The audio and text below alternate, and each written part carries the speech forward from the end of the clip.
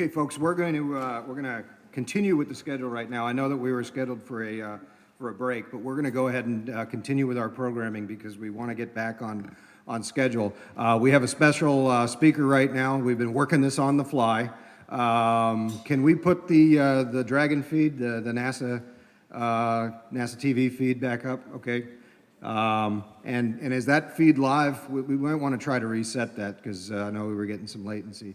So we are very privileged this morning and very appreciative that Karen Chenoweth from SpaceX has agreed to come over after probably having been up, I don't know, 24, 36 hours sitting at the edge of your seat, and to give us a quick update on what we've been seeing with SpaceX today. And I will also note that we mentioned that Mark Sirangelo was the former chairman of the Commercial Spaceflight Federation. We have the new president of the Commercial Spaceflight Federation, Michael Lopez Alegria, former astronaut ISS commander, and his organization has just done incredible things over the last few years to actually make this a reality. And I'd like to give him a warm round of applause for CSF.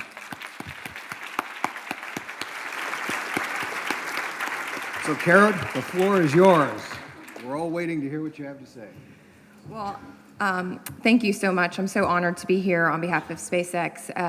It was a bit impromptu, so I don't exactly have prepared remarks or a slideshow or anything, but I think that the visions that you've been seeing today pretty much speak for themselves. So I'll keep it very brief as well.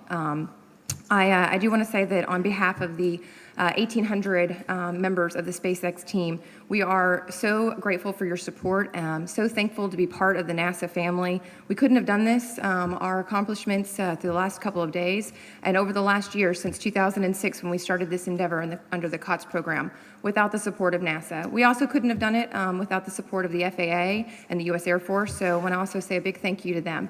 But it is important to thank all of you because all of you are members of the space community and you have been cheering us on, cheering on SpaceX, Sierra Nevada, all of the members of the commercial spaceflight industry over the years. And as we've worked through the years and seen people progress in their thoughts about this industry and about our capabilities, you've been there. And so we really appreciate that.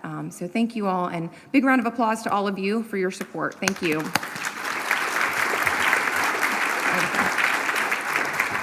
So I'm sure that all of you have been closely watching the progress that the Dragon has made. So from the launch on Tuesday through some very important milestones, from the solar array deployment to the GPS, our use of our Cuckoo system for the first time in space, all of those were incredible milestones that we worked through with NASA. And today you saw our ability to work with NASA as we hit a few hiccups along the way to station.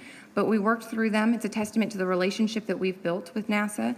It was wonderful to watch the video between Hawthorne and JSC, and it was a huge success for us to get into that box so that we could berth, and then to watch Don Pettit operate that arm, reach out and grapple Dragon this morning was just an amazing vision for all of us, and just such an amazing accomplishment for SpaceX and for the industry. So I think as you continue to watch, what you'll see is over the next couple of hours, the Dragon capsule will be moved into berthing with the station. Once it's fully berthed, we expect that we'll start procedures, and tomorrow on Saturday, we'll be able to actually open the Dragon's hatch and begin the cargo delivery to the station. We expect that we'll be able to see, because we do have video in the Dragon, we'll actually be able to see the astronauts enter the Dragon and start that cargo, removing the cargo from the Dragon capsule. And that'll happen about 2 hours after the hatch opens tomorrow. And then at this point, we're scheduled to return home from station on May 31st. And so from the time we deberth to the time we actually splash down, we expect that to be about 8 hours. So keep watching. Godspeed, Dragon, and thank you to all of you.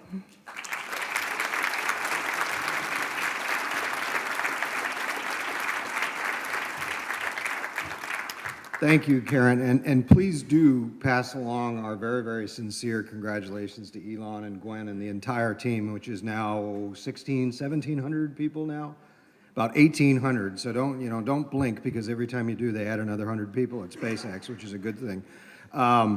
So while we're on the topic of SpaceX, I'd like to bring up a member of our Board of Governors, Jay Whitner. Jay, if you want to come up and make a few remarks. Really special announcement about a special connection with the National Space Society in this particular flight. So Jay, please take a few moments to tell us. Thank you. Well, good morning, everyone. Welcome to the ISDC. I've been to over a dozen of these over the years, but we're off to a roaring start. To be in the room with the NASA administrator, Buzz Aldrin, while history is made all around us, is very exciting.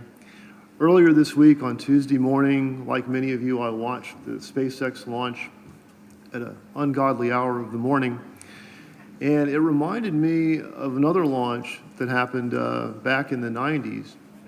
Back in the 90s, a man named Chris Pankratz joined the National Space Society with a personal mission that he was going to roll up his sleeves and make a big difference in the space movement and our future in space.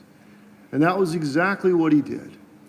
He came in, he made friends, he joined committees, he joined our board of directors, and he joined our executive committee. And before the decade was out, he was serving as the chairman of our executive committee, which I think is an unprecedented thing. He rose through our ranks like the Falcon 9 off the pad. It was amazing what he did. And he was a tireless worker for our organization. He was very effective. He was involved in everything. He was constantly calling and emailing everyone to make sure that we were on track with what the society was doing. And because he was so effective at everything, I think very few people realized that he was sick. And throughout his bout with cancer, he held to his post. His focus on our work never wavered for a moment, and he was tireless in what he did for us.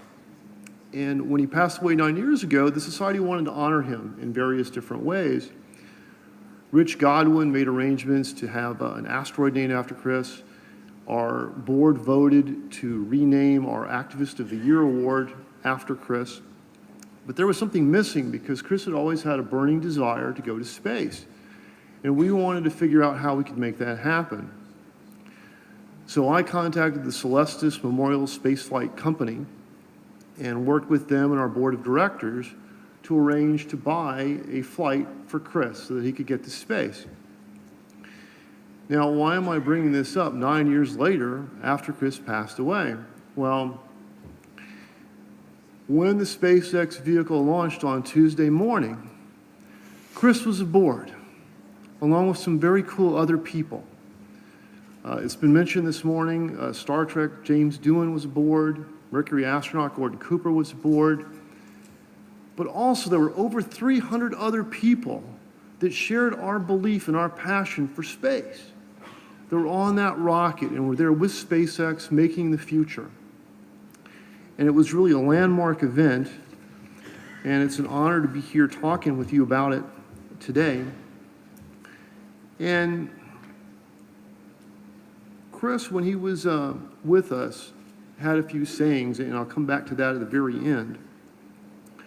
But he was a driving force at every ISDC that he ever attended. And while we're here at our conference, he's still leading the way because he's in orbit over our heads throughout this conference. So he is still with us. And he would not want me to leave the podium today without a call for action, because that's something that Chris believed in.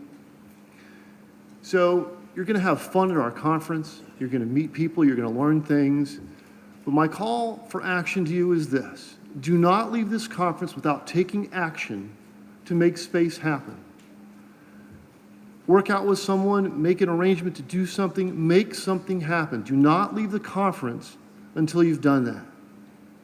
And when you do that, remember Chris Pankratz. Thank you.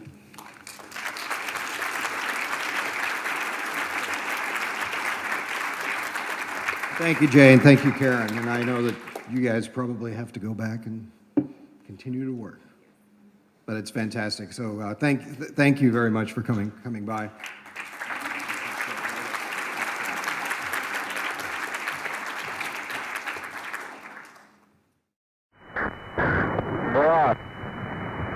Look at that stuff go all over the place.